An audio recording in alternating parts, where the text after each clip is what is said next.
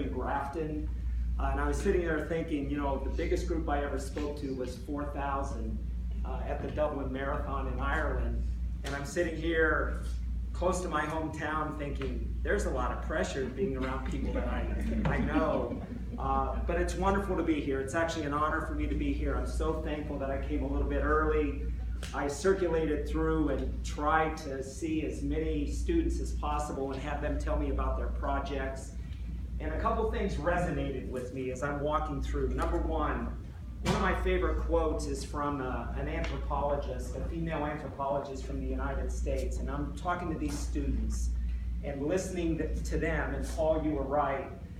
It's not just doing the project, it's the passion that they had. I mean, I know that many of them were uncomfortable speaking with me. I'm just a middle-aged white guy and older than their parents, but they had a passion. That was the common denominator.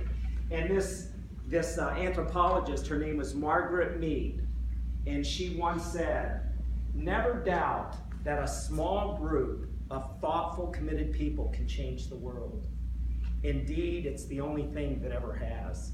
These young kids, I call them kids, I mean these young men and women are changing the world. You know, the pizza and bingo night, the playground, making it accessible to kids in wheelchairs.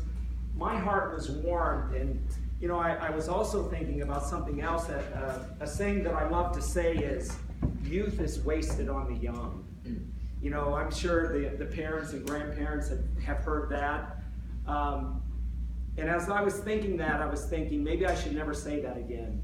After meeting this group of students, youth is not wasted on the young. You all really embody what inspires me to get up each day and try to be better, to try to give to other people. Mahatma Gandhi once said, Mahatma Gandhi said, "Learn like you will live forever. Live like you'll die tomorrow." When I was your age, 15, 16 years old, I had a teacher, world history teacher, Fred Suter. He taught me very little about world history, but he taught me a whole lot about life. And I'm going to share with you what he shared with me. I was 16 years old, and he was 58 at the time, which is my age. I'll be 59 soon. And he looked at me and he said, "Trust me, you will be my age before you know it." And boy, was he right. I got to 58 in light speed. So for the students, I want to share some of my life lessons. Hopefully you will take them with you. We live in a society where everyone wants to feel good. We don't keep score in athletic games. I remember when my son, who was a junior at Grafton High School, he was 5 years old, and I'm standing on the sidelines at a soccer game. And he ran by me and he said, "Dad, is that 5-1? And I said, "Yes, it's 5-1. And his coach came over to me and said, "We don't keep score here." And I said, "We do. We keep score, because when they apply to colleges, they're going to keep score. When they go to apply for a job, they're going to keep score. So we keep score." I walk in my son's bedroom, and it looks like he's an Olympic gold medalist. He's got more hardware than I've earned in my lifetime, and he's 16 years old. We live in a feel-good society. When you go to college, not everyone's going to be accepted. I was the commencement speaker at the University of New Hampshire recently, and many of those students wanted to go to graduate school, but they weren't accepted. You all are going to fail in life. We all are. You're going to experience setback, you're going to experience disappointment, and you're going to experience failure. It's how we handle those things that will define us. So I would just encourage you, when you have a setback, a disappointment, a failure, that you embrace it and try to learn from it and emerge from it stronger, more enlightened, more grateful. And grateful and gratitude are synonymous. And I want to thank the faculty, the staff, the parents, the friends who are here supporting these young people. financially, with words of encouragement, when they got a little bit frustrated, weren't sure whether they could see this program or their project to fruition.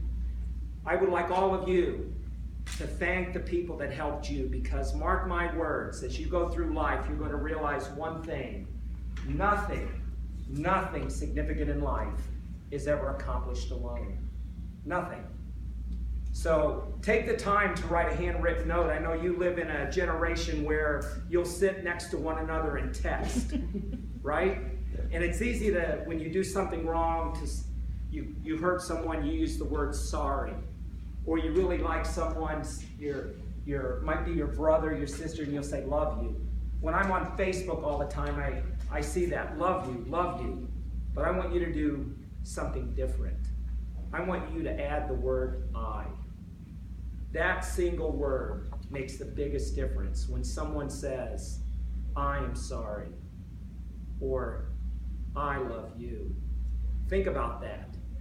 I also want you to embrace one of the mantras that's driven me to accomplish significant things in my life, and that is, get comfortable being uncomfortable. When you go to lunch, you might sit down at the same group of people every day and probably have the same conversation. But before you sit down the next day, look around the lunchroom. Is there always that one person over there sitting by themselves? Get comfortable being uncomfortable. Go over there. Ask them to come and sit with you. One of the projects was for someone with intellectual disabilities. I'm embarrassed to say that at one point in my life, I was very uncomfortable around people with intellectual disabilities. But if I'm really going to live and embrace that mantra, get comfortable being uncomfortable, I had to do something about it. So I wrote a handwritten letter to the executive director of Special Olympics. And I mentioned that I was uncomfortable around people with intellectual disabilities. And he invited me to a competition, and I met someone with Down syndrome. It took me no more than 10 seconds to realize I had nothing to be uncomfortable about, but I had everything to be inspired by. So I really want to challenge you to get outside your comfort zone and chase your dreams, and don't be afraid to fail. You'll do yourselves a big favor if you read Teddy Roosevelt's quote, "The man in the arena." Because there's nothing wrong with failing. I've taken on big challenges and I've come up short a number of times, but I've always come away better, stronger, more enlightened, more determined.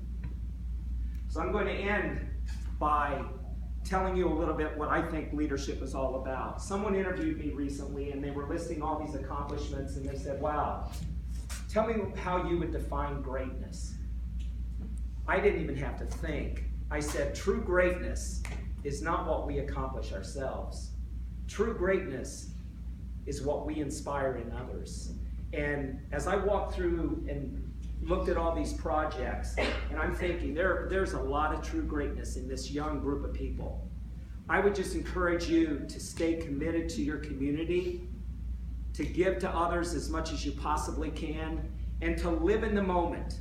Don't be thinking about the next big thing. Don't be thinking about graduation or school getting out and going to college and graduating and always looking to the future.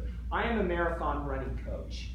I had almost 500 runners in the Boston Marathon this year. And one of the things I always try to teach them is to run in the moment. Don't be at mile 10 thinking, I've got 16 miles to go. You're at mile 20 and you're thinking, I've got 6 more miles to go. Live in the moment, and do that with your classmates, and do that with your siblings, and do that with your family. And what I mean by living in the moment is when you're with someone, be with that person. Tell them, I care about you. You inspire me. And think about doing one thing positive every day for someone else. The best way to give to ourselves is to give to others. I lost my mother when she was 57 years old to leukemia. And I spoke with her for the very last time in the Mayo Clinic. And when I spoke with her the very last time, I promised her that I was going to do something significant with my life. I had no idea what that meant, but I felt it in my heart. And so I gave a eulogy at her funeral, And I flew back to Boston, and I did the only thing I knew to start breathing, and that was to run. And I ran a marathon in Rhode Island, the Ocean State Marathon, and I'm standing in the starting line, getting ready to go. And I know I only have 10 minutes, so when I told my wife I only had 10 minutes, she said, "You don't even introduce yourself." So I'm okay with time?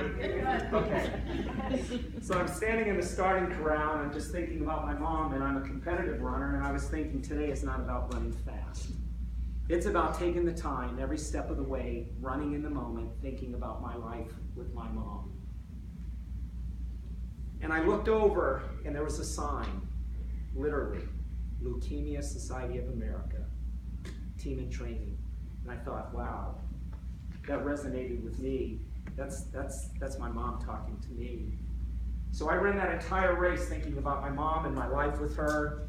And the very first thing I did the next morning was I called the Leukemia Lymphoma Society, and I told them that I'm a personal trainer, I'm a nationally ranked runner, but I just lost my mom, and I wanted to do something to honor her memory. And so they invited me in. And for 12 years, I was the head coach for a team in training here in Massachusetts. And with the help of a lot of people, remember, nothing significant is ever accomplished alone. With all the runners that I coached, we raised $65 million right here in Massachusetts for leukemia research. And that $65 million helped find a drug called Gleevec. Unlike chemotherapy, unlike radiation, you didn't lose your hair, you didn't get sick, it only attacked the bad cells, and I was selected to carry the Olympic torch. And I did that in memory of my mom.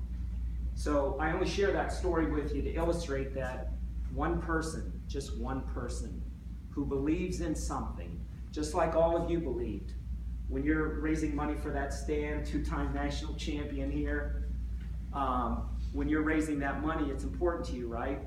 And so raising that $675 that you need, you know you're going to do it with this car wash coming up. When you believe in something, it's going to make the biggest difference in the world.